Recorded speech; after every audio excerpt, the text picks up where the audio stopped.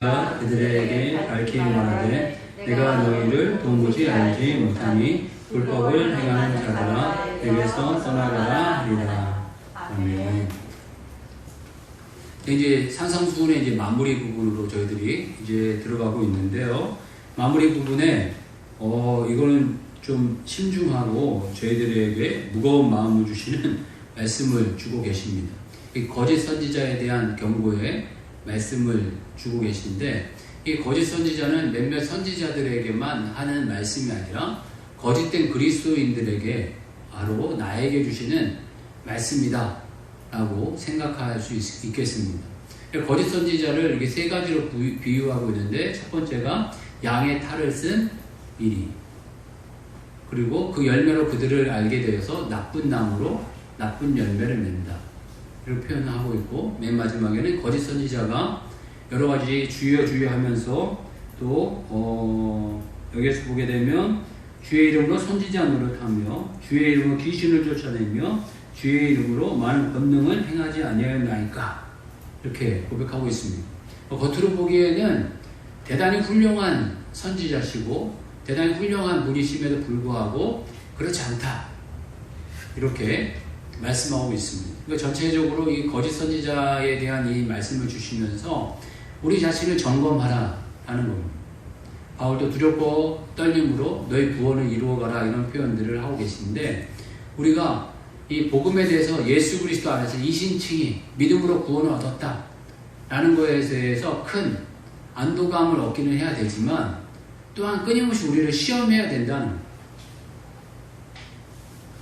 이 바울은 이 두 가지의 말씀을 같이 이렇게 복합적으로 주십니다.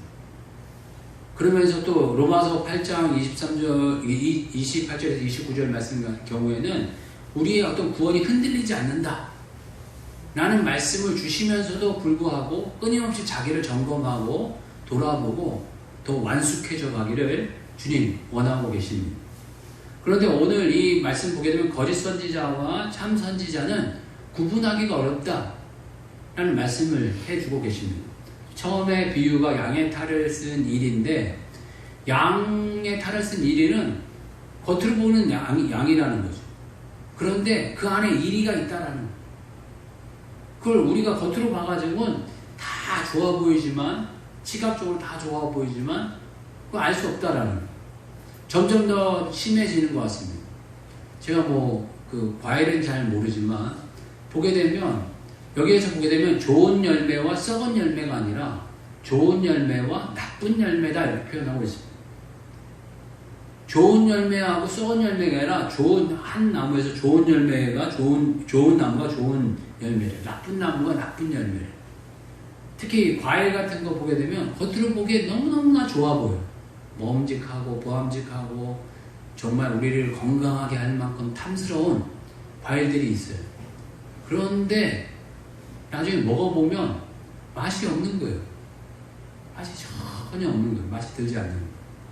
이걸 그 나쁜 열매다라고 이렇게 비유가 되겠습니다. 어떤 부분에서 이건 구분하기가 어렵다는 거예요. 그러고 난 다음에 이 세 번째는 더 구분하기가 어려워요. 거짓 선지자임에도 불구하고 능력이 안 나타나고 또 뭔가 못하고 있고 아니고 그러면은 상관없는데, 거짓 선지자임에도 불구하고 주여 주여를 찾고 주의 이름으로 선지자 노릇을 하고 주의 이름으로 귀신도 쫓아내고 주의 이름으로 많은 권능을 행하였지만 거짓 선지자다 이런 표현을 해주고 있습니다. 저희가 좀 이런 하나하나 조금 이렇게 더 생각해 보게 되면서 거짓 선지자가 뭘까? 그리고 거짓 선지자가 왜 이렇게 나타나는 건가? 이거 한번 돌아보는 시간을 가졌으면 좋겠고, 그리고 또 내 안에 거짓 선지자가 있음에도 불구하고 내가 나를 모르는 거예요. 내가 내 자신이 거짓 선지자가 되어져 있으면 내가 왜 이런 현상이 나타날까? 조금 더 건강한 그리스도인으로, 건강한 사람으로 되어져 가기를 힘써가는 시간 되시길 바라겠습니다. 아멘. 원초는 양의 탈을 쓴 일이라는 이 표현은 위선자라는 표현입니다. 위선자. 그죠? 겉과 속이 다르다라는 것입니다. 겉과 속이 다른 위선의 태도가 나타나는데, 이건 믿는 그리스도인들 가운데 가장 많이 나타나는 태도입니다. 우리가 말씀대로 산다고 하지만 말씀대로 잘 못 삽니다. 그러니까 겉으로는 말씀대로 사는 척하고 또 내면은 아닌 이런 어떤 모습들이 많이 나타나게 됩니다. 특히 이 바리새인을 향해서 이런 표현들을 많이 하셨죠. 이 회칠한 무덤아라고 이렇게 표현하고 있는데 중동 지역에는 이 무덤을 이렇게 예쁘게 꾸민다고 하는 거기 뭐 돌로 이렇게 꾸미고 이런 일들이 있어서 이게 깨끗하게 이렇게 회칠을 해서 뭐 꽃무늬도 넣고 뭐 이렇게 해서 예쁘게 꾸민다고 하는 겉은 예쁘지만 속은 죽은 자라는 거예요. 썩어 문드러진 자라는 이런 표현을 쓰고 계십니다.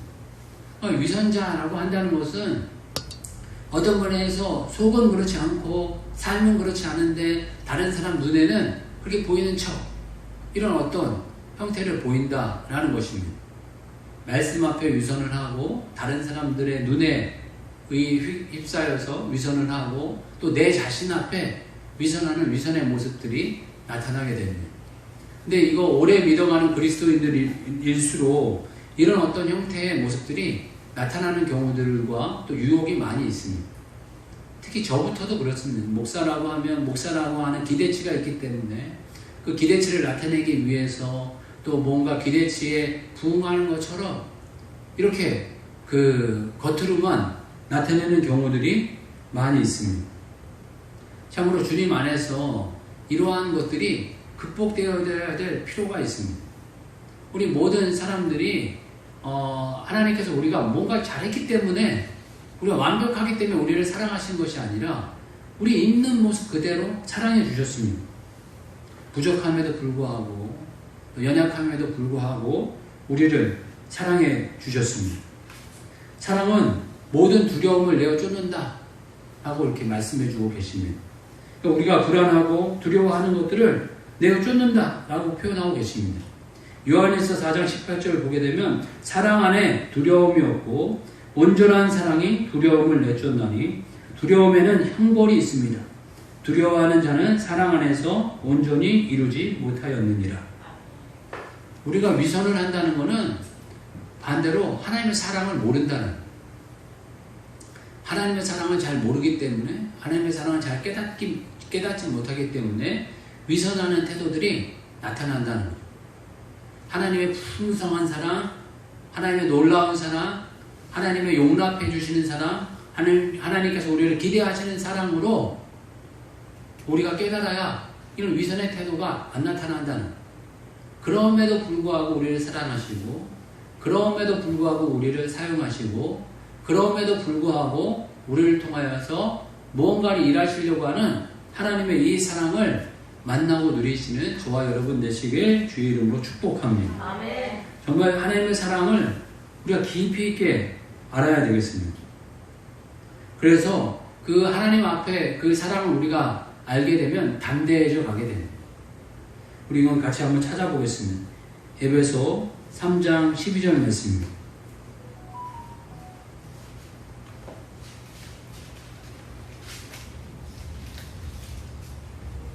에베소서 3장 12절 잘 찾아서 보세요. 또 밑에 줄도 보겠습니다. 에베소서 3장 12절 말씀 같이 읽겠습니다. 시작. 우리가 그 안에서 그를 믿음으로 말미암아 담대함과 확신을 가지고 하나님께 나아감을 얻느니라. 아멘. 우리가 부족함에도 불구하고 예수 그리스도 안에서 믿음으로 말미암아 담대함과 확신을 가지고 나아가게 된다는 것입니다. 그러면서 위선을 내쫓게 되고 또 거짓된 모습을 내어 쫓게 됩니다. 그래서 3장 16절 말씀, 3장 16절 말씀 같이 읽겠습니다. 시작. 그의 영광의 풍성함을 따라 그의 성령으로 말미암아 너희 속사람을 능력으로 강건하게 하시오며.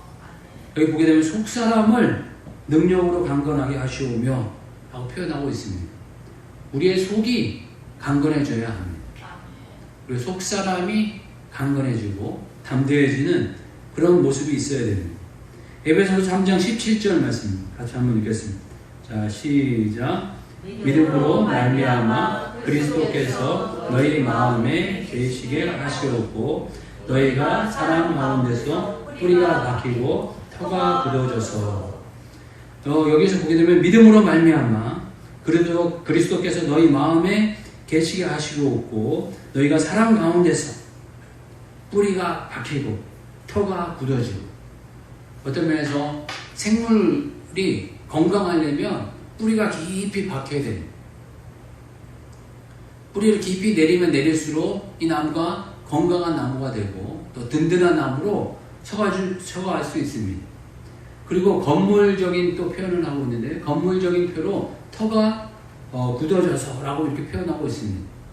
이 든든한 반석 위에 집을 지어야 든든하지 않겠습니까?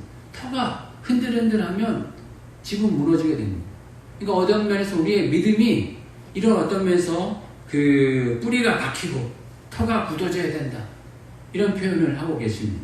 속사람이 강건해지면 이런 어떤 이 내면적인 강건함과 든든함이 있어야지 이 좌충우돌 또 이렇게 흔들흔들 어떤 위선과 거짓에 빠지지 않는다는 우리의 믿음으로 우리의 연약함을 드러내도 약할 때 강함이라 라고 하신 하나님의 말씀 안에서 연약함에 대해서 두려워하지 않는다는 그런 든든한 모습이 필요하고 이런 사랑을 우리가 깊이 있게 깨달아야 된다 라는 표현 가운데 18절에 19절 말씀 같이 한번 읽겠습니다. 18절 19절 시작. 능히 모든 성도와 함께 지식에 넘치는 그리스도의 사랑을 알고 그 너비와 길이와 높이와 깊이가 어떠함을 깨달아 하나님의 모든 충만하신 것으로 너희에게 충만하게 하시기를 구하노라. 아멘. 이 당시 바울이 이 도시 선교를 많이 했습니다.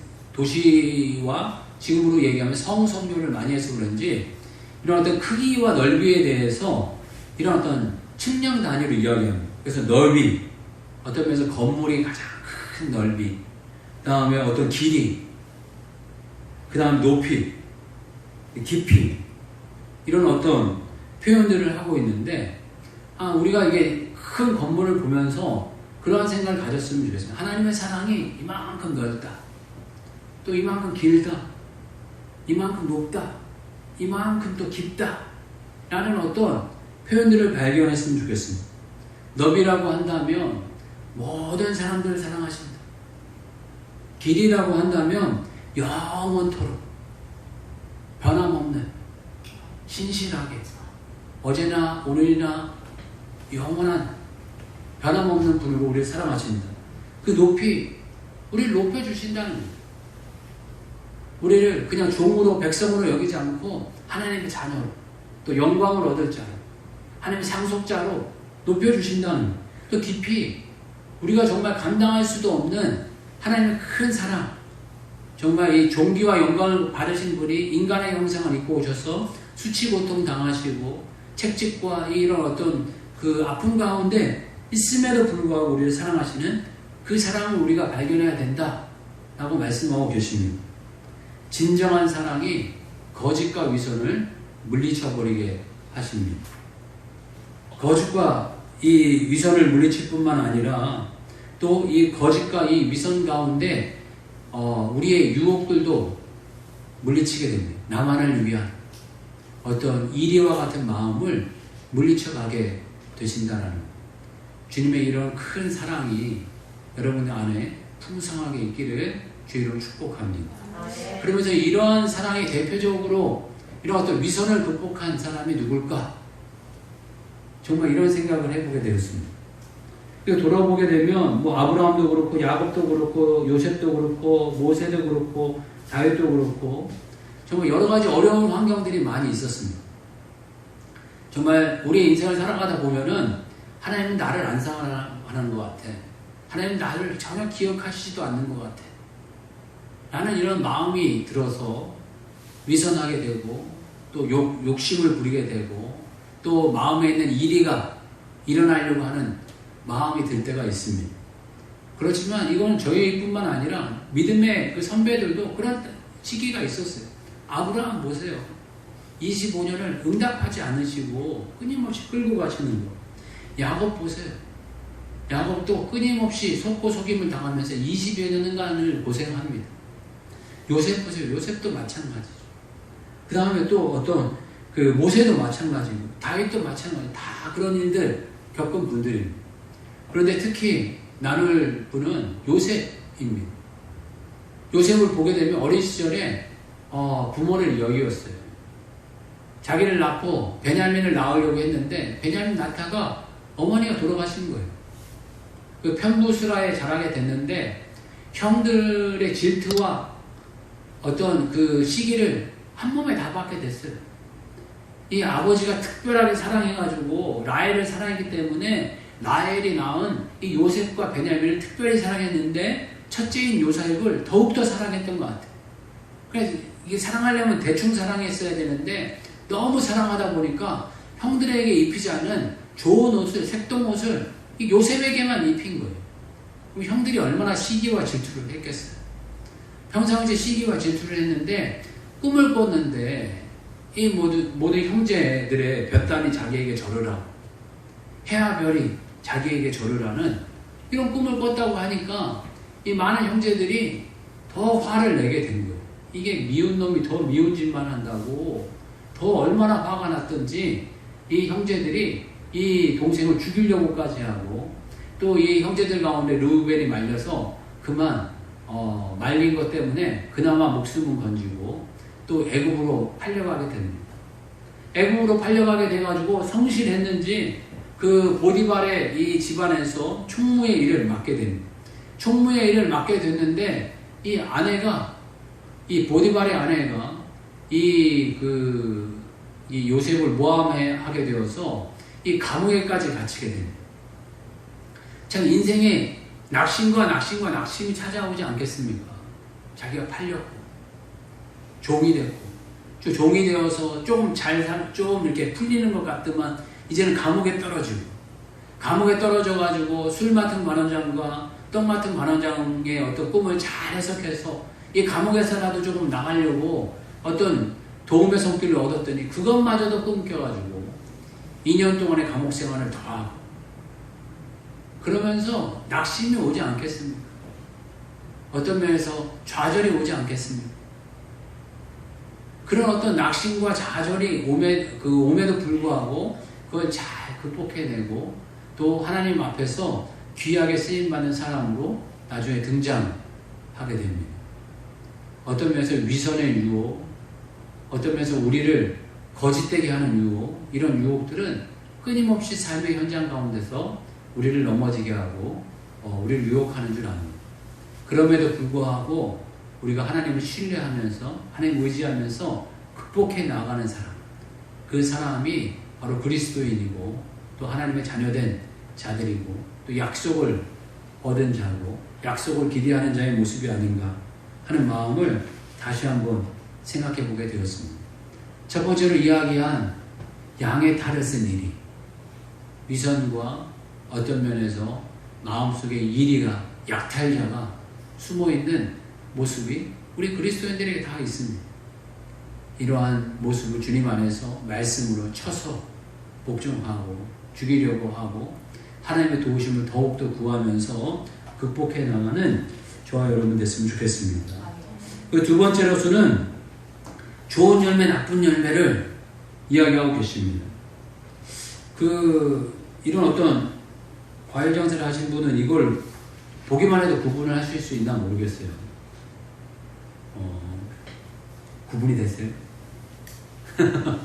구분이 될지는 모르겠는데 일반 사람들은 구분하지 못합니다. 근데 가만히 보면은 여기 과일 장사 하시는 분들도 이렇게 얘기하다 보면은 구분을 잘 못하는 것 같아요. 그냥 이렇게 똑같은 이렇게 사과들을 이렇게 놓으면 맛있는 사과인가 안 맛있는 사과인가 대충 뭐 이렇게 어느 정도는 맞히실 수 있는 것 같긴 하지만 확신은 못 하시는 것 같아요. 보면 이겁니다 이렇게 확신 잘 못 하시는 것 같아요. 특히 수박 같은 거 이렇게 하면 맛있는 수박이 뭡니까? 라고 이렇게 골라달라고 그러면 골라주면서 이거일 것 같습니다 이렇게 이야기하지 뭐 이거입니다 라고 이야기하는 경우가 극히 좀 드문 경우들이 많이 있는 것 같아요. 그런 이유들이 많이 나타나는 여러 가지 이유가 있겠지만 이 겉만 봐가지고는 이거 제가 알기가 어렵습니다. 이 사과도 그렇고 또 수박도 그렇고 다. 그래서 나타나는 게 원산지가 아닌가 싶습니다. 제 생각에는. 그 원산지를 보면 그 원산지를 믿으면서 그 과일들을 믿어나간다. 또 어떤 야채들을 믿어나간다. 라는 생각을 갖습니다. 뭐 제가 뭐 짧은 지식을 보게 되면 사과하면 뭐 여기 안동이나 충주나 뭐 이런 데를 따지게 되고, 또 옛날엔 대구였지만 대구의 그 토양이 변했는지 다른 지역의 사과들이 이제 점점점 그 득세하는 경우들이 있습니다. 그리고 배 하면 어디 지역을 떠올리죠? 뭐 나주배 이렇게 이야기하지만 뭐 요즘에는 여기가 다 도시화돼서 없지만 먹골 지역인 여기 먹골배도 참 유명했던 걸로 알고 있습니다. 또 수박도 뭐 어떤 지역이 있겠죠. 또 배추도 고냉지 배추, 그래서 고냉지 배추를 좋아하는 경우도 있고, 얼마 전에 그 태촌에서 토마토를 먹었는데 너무너무 맛있더라고요. 그 토마토도 그 지역에 따라 다른 것 같습니다. 지역에 따라 다른 이유가 뭐 여러 가지 이유가 있겠지만, 제 말씀에 비춰서 이야기하면 나눌 때 토양의 문제라고 생각합니다. 흙의 문제다. 한마디로 밭의 문제인 것 같습니다. 밭이 어떤 밭이냐에 따라 가지고 맛이 달라지는 거예요. 뭐 강원도 옥수수 하면 척박한 땅이지만 그 척박한 땅과 옥수수가 잘 맞은 것 같아요. 그래서 그 옥수수가 맛있고 찰지고 이런 어떤 특이한 맛을 내게 됩니다. 그런데 이 좋은 열매에 대해서 이야기하실 때 예수님도 이런 비유를 하십니다. 밭의 비유를 하시면서 길가, 돌자, 가시, 좋은 밭 이런 표현을 하고 계시면서 좋은 밭이 떨어져야지 이 열매가 30배, 60배, 100배의 풍성한 열매를 맺게 된다라고 말씀해 주고 계십니다. 그러니까 좋은 나무와 좋은 열매와 나쁜 열매의 그 어떤 기준은 이런 밭의 문제입니다. 밭의 문제. 밭이 좋아야 좋은 열매를 맺는다는 것입니다. 그러니까 주님 앞에 이 거짓 선지자라고 한다는 것은 우리가 마음밭을 신경 안 쓰는 사람이라는 거예요. 마음밭을 신경 안 쓰는 사람이 바로 이 나쁜 열매를 맺는 사람이다 라고 말씀해 주고 계십니다. 어떤 면에서 양의 탈을 이리는 겉모양을 신경 쓴 사람이죠. 그렇지만 점점 더 내면에 자기의 마음밭을 잘 다스려라 라고 말씀하시는 줄 압니다. 제가 마음밭을 잘 다스려서 정말 30배, 60배, 100배의 결실을 하는 인생이 되어져 가기를 바랍니다. 그러면서 이 마음밭을 잘 다스린 분이 누굴까? 이런 생각을 해보게 되었습니다. 그런 분들도 참 많이 있죠. 하나님의 벗이라 칭함을 받은 다윗, 또 자기의 생명까지도 아깝다고 하지 않은 충성의 어떤 모범인 바울, 또 예수님 모든 면에서 탁월하셨지만 특히 이 마음밭이 참 좋으신 예수님, 특히 이 기도 가운데, 겟세마네 기도 가운데 나의 원대로 마옵시고 아버지의 뜻대로 되기를 원하신다라는 이 기도의 표현은 정말 하나님 앞에 끝까지 순종하는 좋은 마음밭의 표현이 아닌가 싶습니다. 이런 어떤 많은 분들이 있지만 오늘 좀 생각해보고 싶은 마음밭은 이 예수님의 이 겟세마네 기도의 마음밭이다 라는 생각을 나누고 싶습니다. 좋은 마음, 좋은 나무, 어떤 좋은 밭은 이 순종하는 밭입니다. 우리의 생각을 버리는, 우리의 뜻을 버리는, 우리의 아집과 고집을 버려가는 이 밭이 정말 주님께서 좋아하시고 또 기대하시는 어떤 마음밭에 어떤 좋은 열매를 향한 이 모습이 아닌가 싶습니다. 참 저희들 주의 말씀을 대할 때 참으로 철저히 순종하고 하나님의 뜻이라 하면 또 철저히 순종하려고 하는 마음밭을 잘 가꾸는 인생이 되기를 주의 이름 축복합니다. 또 마지막으로서는 참으로 이 말씀은 더 엄중하고 신중한 말씀인데 거짓 선지자들에 대한 말씀입니다. 이 거짓 선지자들은 겉으로 보게 되면 너무너무나 훌륭한 분들입니다. 주여 주여 하는 자이고 또 여기에서 보게 되면 선지자 노릇을 하고 또 주의 이름으로 귀신을 쫓아내고 주의 이름으로 많은 권능을 행하였다 라고 표현하고 있습니다. 그런데 가끔씩 이런 사람들이 많이 나타나게 됩니다. 기적과 이적을 잘 나타냈던 선지자들도 많이 있었고, 또 하나님의 말씀을 전한다 하는 선지자도 있었습니다. 특히 발람 같은 경우에는 선지자임에도 불구하고 많은 기적을 범했지만 하나님 앞에 타락한 선지자의 어떤 대표적인 모형으로 이야기하기도 합니다. 또 많은 어떤 그 바울을 반대했던 그 기적과 이적을 나타내는 많은 사람들이 그 시대에도 있었다는 것을 전도하는 그 과정 가운데 많이 말씀해 주고 계십니다. 그런데 하나님의 뜻을 행하는 선지자이냐, 정말 하나님의 뜻에 합당하려고 하는 선지자이냐 라는 질문을 하고 계십니다. 어떤 부분에서 이러한 부분의 모습은 우리가 거룩하냐 순결하냐 라는 질문이 아닐까 하는 생각을 가져보게 됩니다. 참 성경에서는 거룩과 순결을 잘 지켜간 인물들이 많이 있습니다. 특히 요셉 같은 경우에는 거룩과 순결을 잘 지켰습니다. 여러 가지 죄의 유혹에 넘어지지도 않고 다윗과 같이 이렇게 죄에 빠지지도 않고 참으로 자기를 잘 지켜서 참으로 끝까지 하는 게 쓰임받은 좋은 인물입니다. 그러나 더 또 좋은 인물이 한 분 있는데, 이런 거룩과 순결을 잘 지킨 분 가운데 한 분이 다니엘이다 라고 생각이 듭니다. 다니엘 정말 이 포로기 시대에 낮고 천한 자이었음에도 불구하고 하나님께서 존귀 여김을 받게 해주시고 나라의 제2 실권자가 되게 하시기도 하셨고, 왕들이 3번 4번 바뀌었음에도 불구하고 이 다니엘의 위상은 전혀 흔들리지 않는 모습으로 나타나게 되는데, 이 청년의 때에 이 하나님께서 이 바벨론 왕의 어떤 지혜자 가운데 한 명으로 선출되어지게 됩니다. 선출되게 되어지게 됐는데, 거기에서 주는 음식들은 다 우상에게 다 제사를 드리고 나은 그런 어떤 육식의 음식들을 기름진 음식들을 주었습니다. 그런데 다니엘의 뜻을 정하여 자기를 더럽히지 않고자 하는 마음의 뜻을 정해서 친구들과 함께 그 음식을 거부하고 이 야채만 먹게 됩니다. 이러한 신앙의 어떤 뜻을 정하고 하나님 앞에 철저히 순종하려고 했던 이 모습이 이 한 표현으로 나타났지만 계속적으로 나타나게 됩니다. 어떤 사자굴에 들어가는 사건이라든가, 또 그 친구들이 불가마 속에 들어가는 사건이라든가, 이런 어떤 사건들 속에서도 끊임없이 이 다니엘은 하나님 앞에 순결하고 순종하려고 했던 모습이 있었다는 것을 계속 이야기해 주고 있습니다. 이 순결하고 거룩하려고 했던 이 다니엘 가운데 하나님 역사해 주셔서 지혜를 허락해 주셔서 왕의 어떤 그 꿈도 해석해 줄 뿐만 아니라 왕의 어떤 타락과 어떤 죄악에 범한 것도 정확하게 밝혀서 주님 그 죄악에 빠지지 않도록 더 물러나지 않도록 어떤 심판의 예언까지 하게 되는 영광스러운 일들을 다니엘이 계속적으로 행하게 됩니다.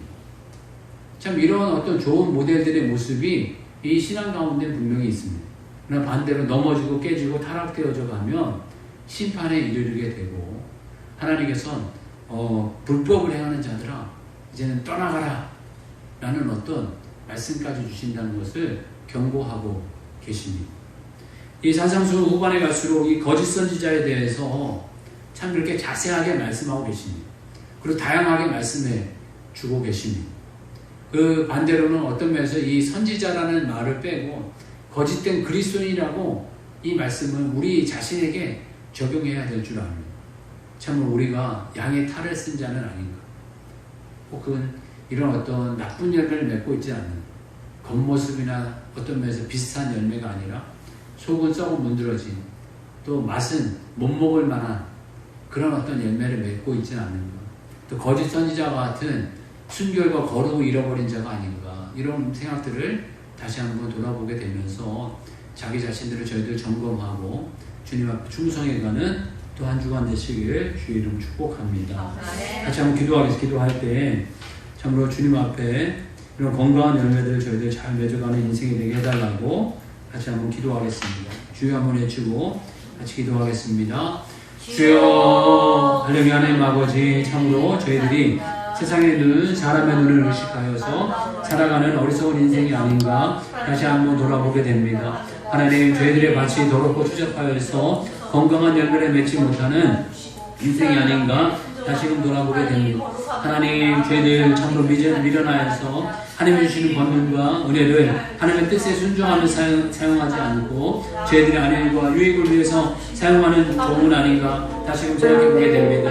하나님, 이 미련한 인생들을 불쌍히 여겨주셔서 참으로 주님이 원하시고 기뻐하시는 것이 무엇인지를 저희들 잘 분별하게 하여 주시고 저를 통하여서 하나님의 영광을 드러내는 인생이 되도록 인도하여 주시옵소서. 참으로 쓰임받는 인생들이 되어주게 하여 주시고 주님께서 기뻐 사용해 주시는 저희들의 인생이 되어주 가도록 하나님 돌봐 주시옵소서. 하나님 지켜주옵소서. 하나님 새롭게 하여 주옵소서. 믿음의 선배들을 잘 분별하게 하여 주시고 믿음의 선배들을 잘 따라가는 인생이 될 수 있도록 하나님 인도하여 주옵소서. 늘 충성해가는 하여 주옵소서. 좋으신 하나님, 참으로 이 산상수훈 후반부를 저희들 마무리하게 되면서 거짓 선지자들의 다양한 모습들을 알려주시니 참으로 감사합니다.